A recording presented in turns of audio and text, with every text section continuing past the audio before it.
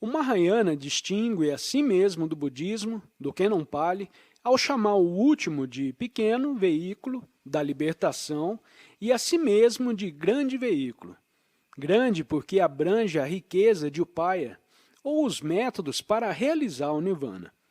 Esses métodos variam de sofisticada dialética de Nagarjuna, cujo objetivo é libertar a mente de todas as concepções fixas, até a doutrina Shukavati, ou da terra pura de libertação, através da fé no poder de Amitabha, o Buda da luz infinita, que rumores indicam ter alcançado seu despertar muitos éons antes do tempo de Gautama.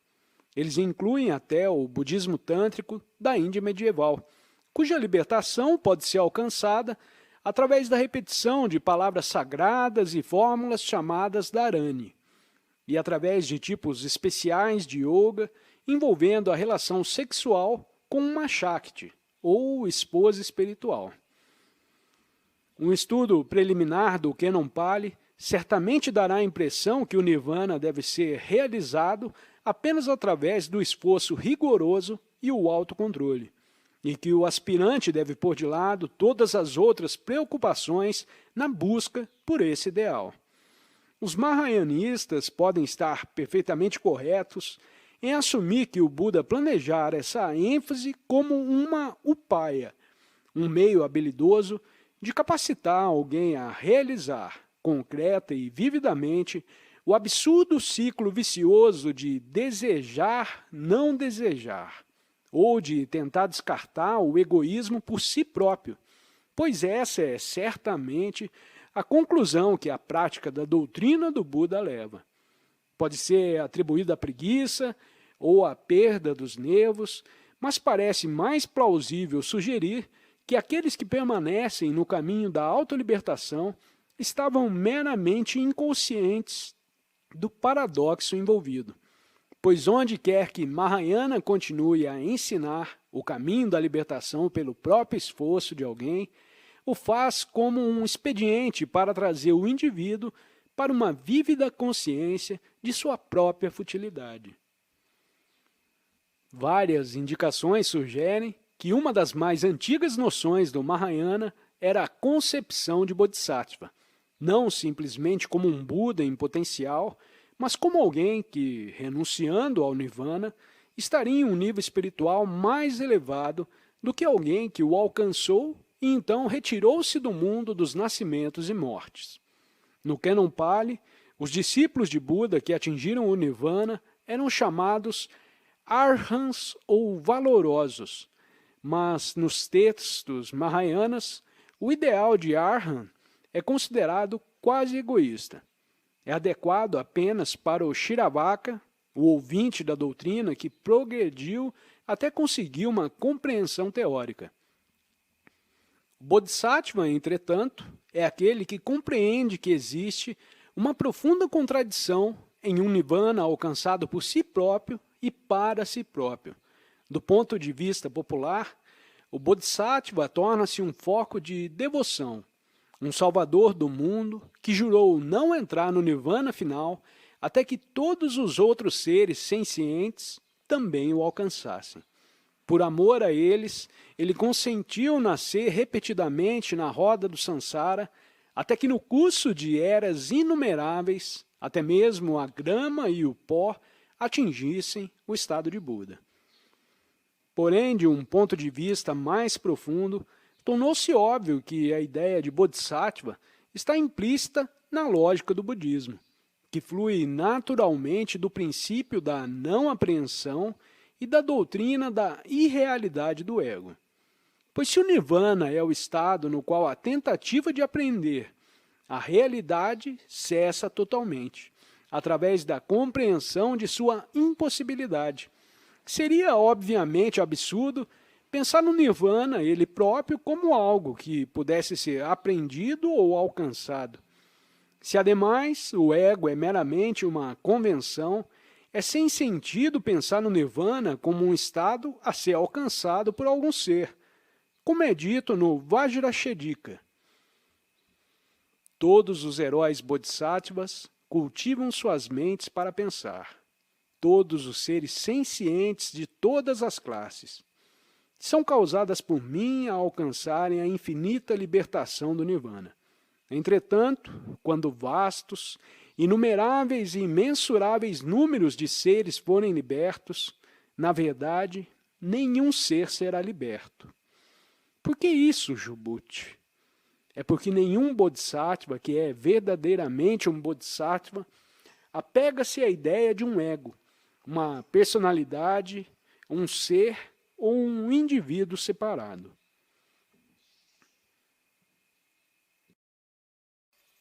Obrigado por ter assistido a mais esse vídeo. Deixo o convite para você se inscrever no canal e compartilhar o conteúdo com quem você achar que precisa ouvir essa mensagem. Um grande abraço e até o próximo vídeo.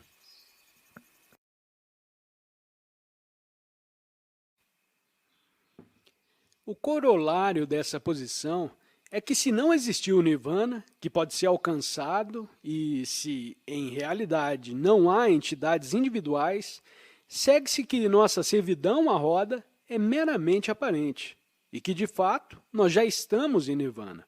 Então, o buscar o Nirvana é a tolice de buscar por algo que alguém nunca perdeu.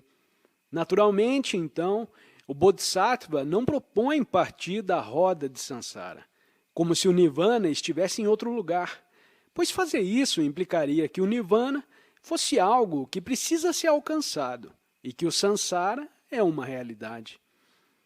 Nas palavras do Lankavatara Sutra, aqueles que, com medo dos sofrimentos que surgem da discriminação do nascimento e morte, buscando o Nirvana, não sabem que nascimento e morte e Nirvana não devem ser separados um do outro, e ao ver que todas as coisas sujeitas à discriminação não têm realidade, imaginam que o Nirvana consiste na aniquilação futura dos sentidos e de seus campos. Lutar para encobrir, então, o mundo convencional das coisas e eventos é admitir que ele existe em realidade. Daí o princípio mahayanista que aquilo que não surgiu não precisa ser aniquilado. Essas não são especulações desocupadas e sofísticas de um sistema de idealismo subjetivo ou niilismo. Elas são respostas a um problema prático que pode ser expresso assim. Se minha apreensão da vida me envolve em um círculo vicioso, como posso aprender a não aprender? Como posso tentar deixar passar quando o tentar é precisamente não deixar passar? Colocado de outra forma, tentar não aprender é a mesma coisa que aprender, pois sua motivação é a mesma. Meu desejo urgente de salvar-me de uma dificuldade. Não posso abandonar esse desejo, pois é o único e mesmo desejo que o desejo de abandoná-lo. Esse é o problema familiar e cotidiano da dupla cegueira psicológica, de criar um problema ao tentar resolvê-lo, de preocupar-se porque alguém se preocupa e de ter receio do medo. A filosofia mahayana propõe uma resposta drástica, mas efetiva, que é o tema de uma classe de literatura chamada Prajnaparamita, ou sabedoria por se cruzar a outra margem, uma literatura intimamente associada à obra de Nagarjuna, que se iguala a Shankara, como uma das maiores mentes da Índia. Falando francamente, a resposta é que toda apreensão, mesmo para o Nirvana, é fútil, pois não há nada a ser aprendido. Isso é celebrado no Sunyavada de Nagarjuna, sua doutrina do vazio, conhecida diferentemente como Madhyamika, o caminho do meio, porque refuta todas as proposições ao demonstrar a relatividade delas.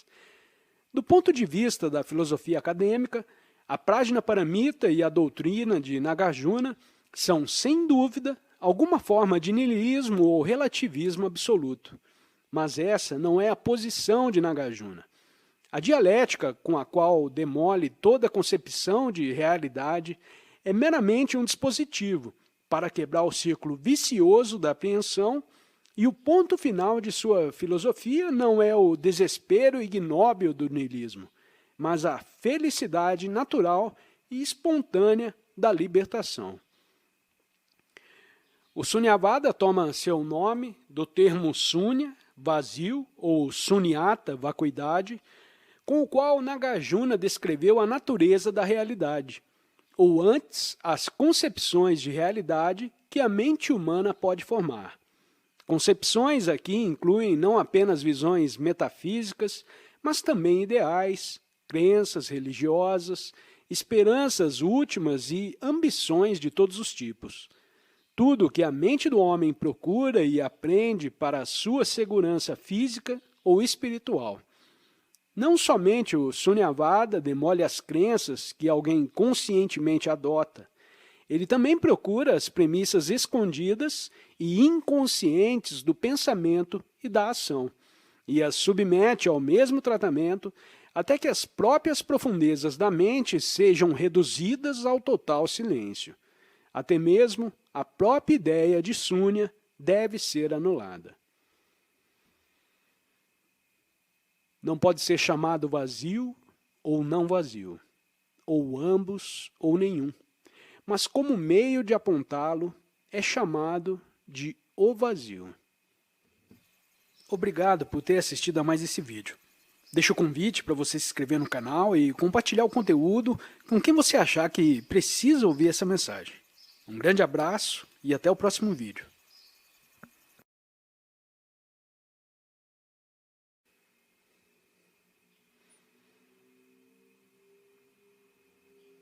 Ishtar-Bhakti está certamente certo ao pensar que Sunyavada é melhor designado como uma doutrina da relatividade, pois o método de Nagarjuna é simplesmente o de mostrar que todas as coisas são sem natureza própria, ou realidade independente, pois elas existem apenas em relação com outras coisas. Nada no universo pode permanecer por si só, nenhuma coisa, fato, ser e evento. E por essa razão é absurdo separar algo como um ideal a ser aprendido, pois o que é escolhido existe apenas em relação com o seu próprio oposto, pois o que é definido pelo que não é. Prazer é definido pela dor, vida é definida pela morte, e movimento é definido pela imobilidade. Obviamente, a mente não pode formar uma ideia do que ser, quer dizer, sem constatá-la com não ser, pois as ideias de ser e não ser são abstrações de experiências simples, como existir de 1 centavo na mão direita e nenhum centavo na esquerda. De um ponto de vista, a mesma relatividade existe entre nirvana e samsara, bodhi, libertação, e klesa, impureza. Isso quer dizer que a busca pelo nirvana implica a existência e o problema do samsara, e a busca pelo despertar implica que alguém esteja em um estado de impureza com delusão. Colocando de outra maneira, assim que o nirvana é feito objeto de desejo, ele se torna um elemento do samsara. O nirvana real não pode ser desejado, porque não pode ser concebido. Assim diz o Lankavatara Sutra. Novamente, Mahamati, o que se quer dizer por não dualidade? Quer dizer que luz e sombra, longo e curto, preto e branco, são termos relativos, Mahamati, e não independentes um do outro. Como nirvana e samsara o são. Todas as coisas são não duais. Não há nirvana, exceto onde há samsara. Não há samsara, exceto onde há nirvana. Pois a condição de existência não é de caráter mutualmente exclusivo. Por isso, comumente se diz que todas as coisas são não duais, como o são nirvana e samsara. Mas a equação nirvana e samsara é verdadeira em outro sentido também, a saber que o que aparece a nós como sendo o samsara é realmente nirvana, E o que parece ser o mundo da forma é realmente o mundo vazio. Daí o famoso provérbio: a forma não é diferente da vacuidade. Vacuidade não é diferente da forma. Forma é precisamente vacuidade e vacuidade é precisamente forma. Novamente, isso não quer dizer que o despertar levaria ao total desaparecimento do mundo da forma, pois o nirvana não pode ser procurado como a aniquilação futura dos sentidos e seus campos. O sutra está dizendo que a forma é vazia da sua maneira, em toda sua espinhosa singularidade. O ponto dessa equação não é declarar uma proposição metafísica, mas ajudar o processo de despertar, pois o despertar não passará quando alguém tentar escapar ou mudar a forma cotidiana do mundo, ou fugir de uma experiência particular na qual se encontra nesse momento. Todas essas tentativas são manifestações de apreensão. Mesmo a apreensão, ela própria, não deve ser alterada pela força, pois body é as 5 ofensas, e as 5 ofensas são body. Se alguém considera body como algo a ser alcançado, a ser cultivado pela disciplina, é culpado de orgulho do ego. Algumas dessas passagens podem sugerir que o Bodhisattva pode ser também apenas um despreocupado, um sujeito mundano que, porque o Sansara é o Nirvana de qualquer modo, pode seguir vivendo conforme lhe agrada. Ele pode ser completamente iludido, mas desde que mesmo a desilusão é body, não haveria por que tentar alterá-la. Há, em muitos casos, uma semelhança enganosa entre extremos opostos. Lunáticos frequentemente assemelham-se a santos, e a modéstia impassível do sábio geralmente o permite parecer ser uma pessoa comum. Entretanto, não há uma maneira fácil de apontar a diferença, de dizer o que o sujeito comum e mundano faz ou não faz, que o torna diferente de um bodhisattva, ou vice-versa. Todo o mistério do Zen repousa nesse problema, e devemos retornar a ele no momento adequado. É suficiente dizer aqui que a chamada pessoa comum é apenas aparentemente natural, ou talvez que sua real naturalidade pareça não natural para si. Na prática, é simplesmente impossível decidir, intencionalmente, parar de buscar o nirvana e levar uma vida comum, pois assim que a vida comum de alguém é intencional, ela não é natural.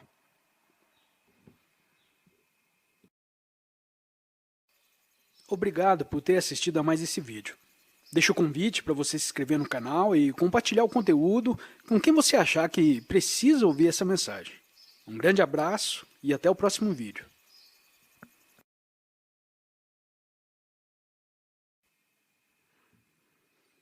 É por essa razão que a insistência dos textos Mahayanas na impossibilidade de se atingir o Nirvana e Bodhi não é algo a ser aceito teoricamente, como uma mera opinião filosófica. É preciso conhecer nos próprios ossos que não há nada a ser aprendido. Por causa disso, o pensamento veio até alguns deuses naquela assembleia. O que as fadas falam e murmuram, que entendemos apesar do balbúcio. O que Subhuti acabou de nos dizer que não entendemos. Subhuti leu o pensamento deles e disse: não há nada a entender, não há nada a entender, pois nada em particular foi indicado, nada em particular foi explicado. Ninguém aprenderá essa perfeição da sabedoria como aqui explicada, pois nenhum Dharma foi indicado, iluminado ou comunicado. Então, não haverá ninguém que poderá aprendê-lo. O ponto crucial aparece, então, quando está perfeitamente entendido que todos os atos, desejos intencionais, ideais e estratagemas são em vão. No universo inteiro, dentro e fora, não há nada onde agarrar e ninguém para agarrar qualquer coisa. Isso foi descoberto através da consciência pura de tudo que parecia oferecer uma solução ou constituir uma realidade confiável, através da sabedoria intuitiva chamada prajna, que vê através do caráter relacional de tudo. Com o olho de prajna, a situação humana é vista pelo que é, um saciar da sede com água salgada, uma busca por objetivos que simplesmente requerem a busca de outros objetivos, uma apreensão de objetos que o curso ligeiro do tempo considera tão insubstancial quanto névoa. Aquele que busca, que vê, sabe e deseja, o sujeito interior tem sua existência somente em relação com os objetos efêmeros de sua busca. Ele vê que sua apreensão do mundo é sua gravata em torno de seu próprio pescoço, o agarrar que está privando-o da própria vida que tanto anseia alcançar. E não há saída, nenhuma maneira de deixar para trás que ele possa tomar por esforço, por uma decisão da vontade. Mas quem é esse que quer sair? Chega um momento que essa consciência da armadilha inescapável, cujo qual somos ao mesmo tempo o caçador e a caça, rompe-se. É possível dizer que ela amadurece e, de repente, há o que Lankavatara Sutra chama de virar-se para o mais profundo núcleo de consciência. Nesse momento, todo o sentido de restrição enfraquece, e o casulo que o bicho da seda teceu em torno de si se abre para deixá-lo partir alado como uma mariposa. A ansiedade peculiar que Kierkegaard corretamente viu repousar nas próprias raízes da alma do homem comum não está mais aqui. Maquinações, ideais, ambições e autossatisfação não são mais necessárias, pois agora é possível viver espontaneamente sem tentar ser espontâneo. De fato, não há alternativa, pois agora vê-se que nunca houve nenhum ego para trazer o ego sob seu controle. Reduzir ao imprescindível, esse é o processo interno que o Sunyavada está tentando iniciar com sua filosofia de total negação. Por isso, a maior parte da obra de Nagarjuna é uma refutação cuidadosamente lógica e sistemática de toda a posição filosófica encontrada na Índia de seu tempo. Admitindo que seu objeto é uma experiência interna, os estudantes ocidentais sempre tiveram dificuldade em entender como tal ponto de vista, puramente negativo, poderia ter quaisquer consequências criativas. Deve ser repetido, portanto, que as negações se aplicam não à própria realidade, mas às nossas ideias da realidade. O conteúdo positivo e criativo do Sunyavada não está na filosofia ela mesma, mas na nova visão da realidade que é revelada quando sua obra está completa. E Nagarjuna não deteriora essa visão ao tentar descrevê-la. O Mahayana tem, entretanto, outro termo para a realidade que é talvez ainda mais indicativo do que Sunya, o vazio. Esse é o vocábulo tatata, que pode traduzir por totalidade, o estado das coisas serem como são, e a qualidade disso. Similarmente, os Budas são chamados Tathagatas, aqueles que vão ou vêm à sua maneira. A palavra sânscrita, tat, é provavelmente baseada nos primeiros esforços de uma criança em falar, quando ela aponta para alguma coisa e diz tá ou dá. Os pais lisonjeiam a si mesmos ao imaginarem que a criança está chamando-os pelo nome papa ou pai. Porém, talvez a criança esteja apenas expressando o seu reconhecimento do mundo e dizendo aquilo. Quando dizemos apenas aquilo, ou dessa maneira, estamos apontando para o reino da experiência não verbal, para a realidade como a percebemos diretamente, pois tentamos indicar o que vemos ou sentimos em vez de o que pensamos ou dizemos. Tatata, portanto, indica o mundo justamente como este é, não coberto e indiviso pelos símbolos e definições do pensamento. Aponta para o concreto e atual como distinto do abstrato e conceitual. Um Buda é um Tathagata, um que veio e que foi dessa maneira, porque está desperto para esse mundo primário não conceitual, o qual nenhuma palavra pode expressar, e não o confunde com ideais tais como ser ou não ser, bem ou mal, passado ou futuro, aqui ou ali, movimento ou imobilidade, permanente ou impermanente. Como o Bodhisattva Manjushri fala do Tathagata no Saptasatika. A talidade das coisas nem se torna nem cessa de tornar-se. Assim vejo o Tathagata.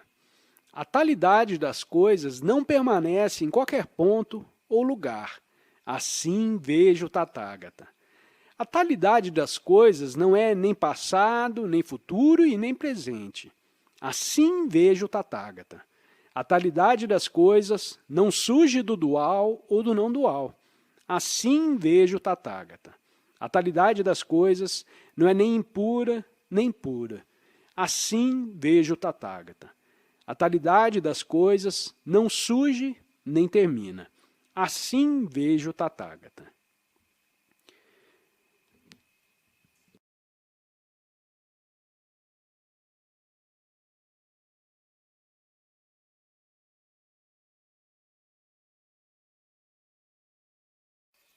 Obrigado por ter assistido a mais esse vídeo.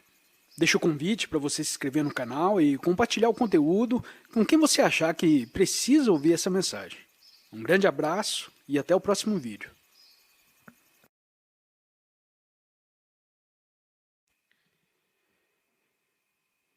Tathata é o verdadeiro estado de um Buda e de todos os seres. É também referido como nossa natureza verdadeira ou original, e daí nossa natureza de Buda. Uma das doutrinas cardeais do Mahayana é que todos os seres são dotados da natureza búdica e, portanto, têm a possibilidade de tornarem-se Budas. Por causa da identidade da natureza de Buda, o Tathata, o termo Buda, é frequentemente usado para a própria realidade e não apenas para o homem iluminado. Aconteceu que Mahayana, um Buda, é frequentemente visto como uma personificação da realidade, formando a base daqueles cultos populares, os quais os Budas parecem ser venerados como deuses. Digo parecem ser, porque mesmo o budismo Mahayana não tem um equivalente real do teísmo judeu-cristão, com sua estrita identificação de Deus com um princípio moral. Ademais, os vários Budas que são tão venerados, Amitabha, Vairocana, Amitayus, Ratnasambhava e etc., são sempre personificações da própria natureza verdadeira de alguém. Aqui também repousa a base do budismo da fé, da escola Shukavati, ou da terra pura, a qual sustenta que todos os esforços para se tornar um Buda são meramente o orgulho falso do ego. Tudo o que é necessário é repetir a fórmula Namo Amitabhaya, literalmente o nome de Amitabha ou saudação Amitabha, na fé que somente isso seria suficiente para causar o renascimento de alguém na terra pura, presidida por Amitabha. Nessa terra pura, todos os obstáculos que permanecem no caminho do tornar-se um Buda, nesse mundo são removidos. Então, aquele renascimento na terra pura é praticamente equivalente ao tornar-se um Buda. A repetição do nome é tida como efetiva, porque em eras passadas, Amitabha jurou que não entraria no supremo estado de Buda, a não ser que o renascimento da terra pura fosse assegurado a todos os seres que invocassem o seu nome, porque, subsequentemente, entrou no estado de Buda. O juramento é efetivamente satisfeito. Mesmo Nagarjuna era simpático com essa doutrina, pois ela é uma maneira obviamente popular e mais gráfica de dizer que desde que a própria natureza de alguém já é a natureza de Buda, então não seria necessário fazer nada para torná-la assim. Pelo contrário, buscar tornar-se Buda é negar que já se é Buda. E essa é a única base sobre a qual o estado de Buda pode ser realizado. Para resumir, para tornar-se um Buda é apenas necessário ter fé que já se é Buda. Shinran, o grande expoente japonês da Terra Pura, foi ainda mais longe ao dizer que era apenas necessário repetir o nome, pois viu que a tentativa de fazer um ato de fé era muito artificial e levava à dúvida da própria fé. O budismo da Terra Pura é claramente um rebento da doutrina do Bodhisattva, que o trabalho adequado do homem liberto é a libertação de todos os seres através de upaya, os meios habilidosos. Através de prajna, ou sabedoria intuitiva, ele vê a natureza da realidade e, por isso, por sua vez, desperta karuna, ou compaixão por todos que estão ainda sob os laços da ignorância. Em seu sentido mais profundo, karuna quer dizer de algo mais do que simplesmente a compaixão pela ignorância dos outros, pois vimos que o retorno do Bodhisattva ao mundo do Sansara era baseado no princípio que o Sansara é, de fato, nirvana, e que o vazio é precisamente forma. Se prajna é ver que forma é vazia, karuna é ver que o vazio é forma. É, portanto, uma afirmação do mundo cotidiano em sua talidade natural. E essa é uma das características do Mahayana mais fortemente enfatizada no Zen. De fato, não faz sentido a ideia que o budismo é sempre uma filosofia de negação do mundo, na qual a singularidade das formas não tem importância. Foi por causa de Karuna que o budismo Mahayana se tornou a principal inspiração da arte chinesa das dinastias Sung e Hyuan, uma arte que destacava as formas naturais em vez dos símbolos religiosos. Pois por Karuna vê-se que a dissolução das formas num vazio não é em nada diferente das características particulares das formas. A vida dos seres é apenas convencionalmente separável de suas mortes. Em realidade, o morrer é viver.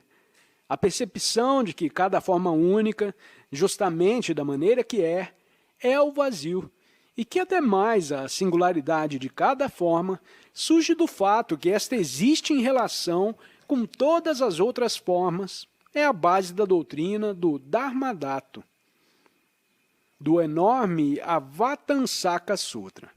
Essa obra volumosa é provavelmente a culminação final do Mahayana indiano, e uma das imagens centrais é a de uma rede vasta de gemas e cristais, como uma teia de aranha de manhã, na qual cada gema reflete todas as outras. Essa rede de joias é o Dharmadhatu, o universo, os reinos dos inumeráveis dharmas ou coisas eventos.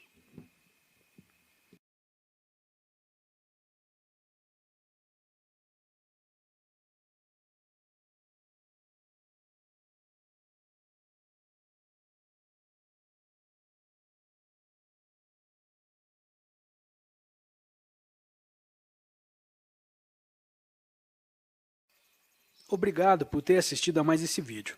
Deixo o convite para você se inscrever no canal e compartilhar o conteúdo com quem você achar que precisa ouvir essa mensagem. Um grande abraço e até o próximo vídeo.